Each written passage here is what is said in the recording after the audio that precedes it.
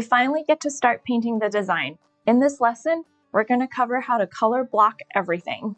So let's begin. After all the planning and reference collecting, we can finally take this entire process into the final phase. It is time to start painting your final painting. I'm sure you are all really excited to reach this step. This lesson will be pretty straightforward. We will just block out the base colors on the design. Color blocking means that you will lay down the colors without the shadow and lighting, which is pretty much the first step that we did when we did the thumbnailing process. Again, keep everything simple and basic at this stage.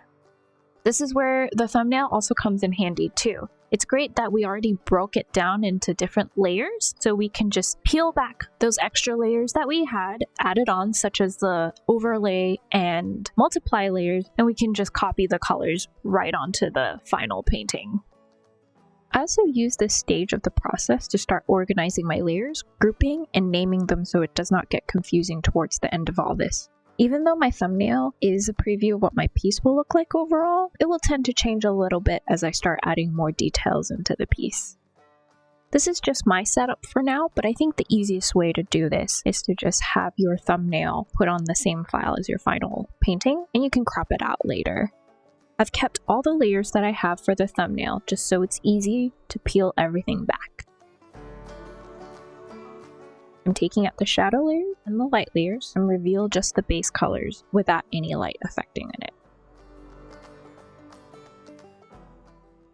I also have all the organized layers of line art that I've done in the provided design.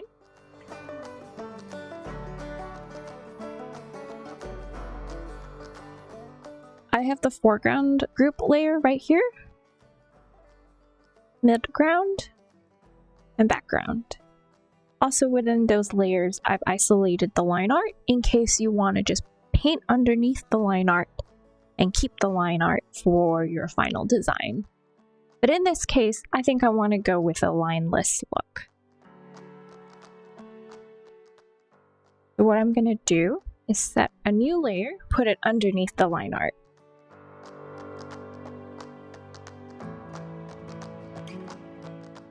I'm going to turn the line art down so I can still see it, and then use these layers to start adding all the colors in. The best tools to use while blocking out your colors is the lasso tool. I've actually been using it during the thumbnailing process too. There's the freehand lasso tool and the polygonal lasso tool, which does straight lines. I like to use both, and I always start out with the polygonal lasso tool. You can actually switch between both of them as you're drawing. So let's say for this section of the foreground part of the dirt, I'm just going to follow the lines using the graphic lasso, and once I come to a curve, I can just hit Alt on the PC and it'll change into a freehand lasso tool. You can draw over curves. Again, if I want to do this a lot bigger, I'm just using the straight edge lasso tool. And then if I want to change it into a freehand lasso tool to draw over curves, I just hit Alt and it'll let you draw curves and rounded lines as well. You can also use the pen tool. It's vector based, so it'll do the same thing. It'll do straights and curves for you. With the pen tool, it'll just create vector anchors. And if you click in between these 2 points and hit Alt, you'll start to be able to change the shape into curves.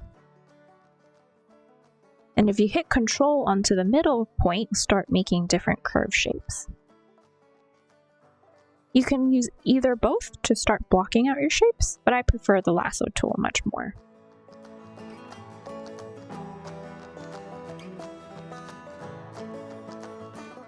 As I've said again, keep your layers organized. So from the start, I'm going to start naming everything that I paint. So right now, I'm going to go onto the foreground layer to paint, and I'm just going to name this section ground. And then I'm going to start blocking out the ground. With a no line style kind of painting, you don't really have to worry about staying in the lines of the design, but I do like keeping as close as I can. And then you can go over to your thumbnail and eyedrop, sample the color that you have. To access the eyedrop tool, you just hit Alt. You must be either in your fill tool right here or the brush mode, and just fill it in, easy as that.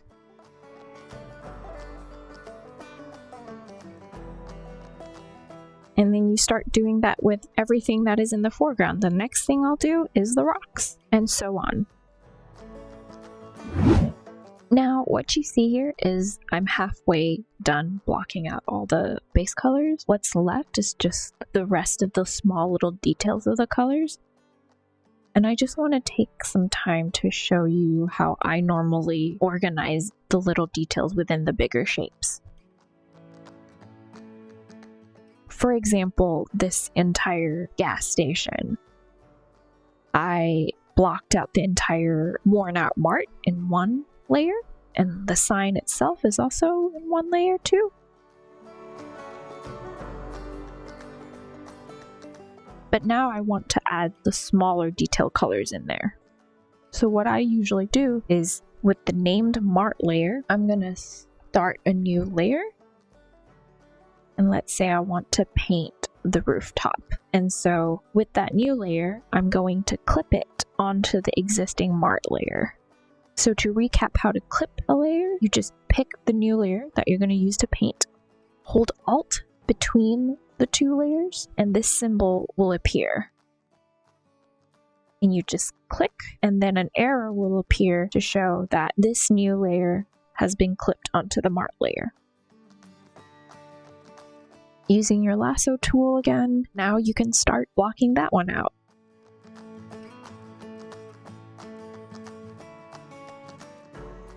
Clipping really helps with just staying within the lines. It's very frustrating if you have to lasso the entire shape again.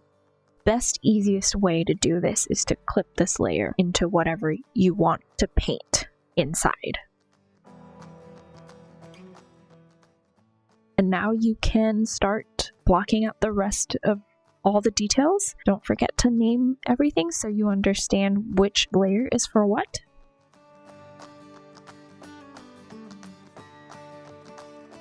To show what I've already have within all the stuff that I've blocked out, like the foreground, I've named the ground and the rocks and the greens in the foreground layers. They all come together.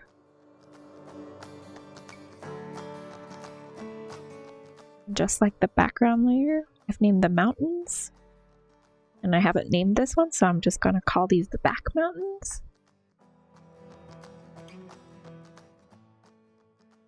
And these ones again, I'm going to call them greenery, and so on. And here is the final look of my color blocking. I like keeping this process really clean and simple. As you can see, all the colors are pretty flat. There's not much shadow detail or any intricate details to show wear and tear.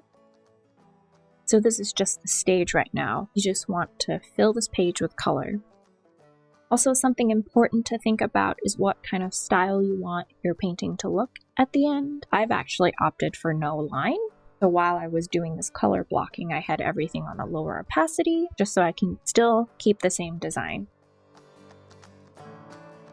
I've also managed to keep my files organized and group everything. You don't have to label every single layer. Just label the most important ones that you know you can differentiate from everything else. So let's say for this mart layer that I have to cover this entire building, I named the group and I only named the base layers that all these layers are clipped onto. So the sign just covers the sign and everything within it.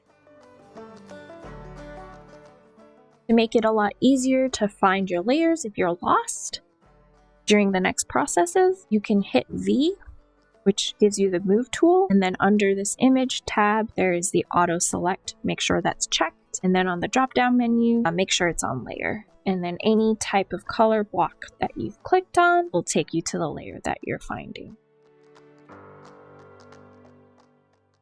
I've actually blocked in every little object that is going to be differentiated.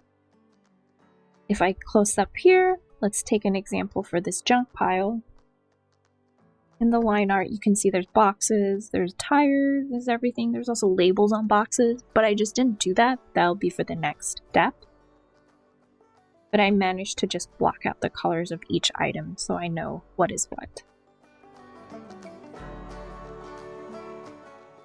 So there you have it. Just remember to keep this process clean and simple. Also, I sometimes will slowly add some shadow shapes, but details are not of concern at the moment. All you want to do is fill in the spaces. It's actually quite satisfying process. Now that there's color on the page, I can look forward to seeing what it's going to slowly turn into. And this will set up everything for the next lesson. Now that we've blocked out the colors of the design, in the next lesson, we're going to go over how to add some more details to your painting.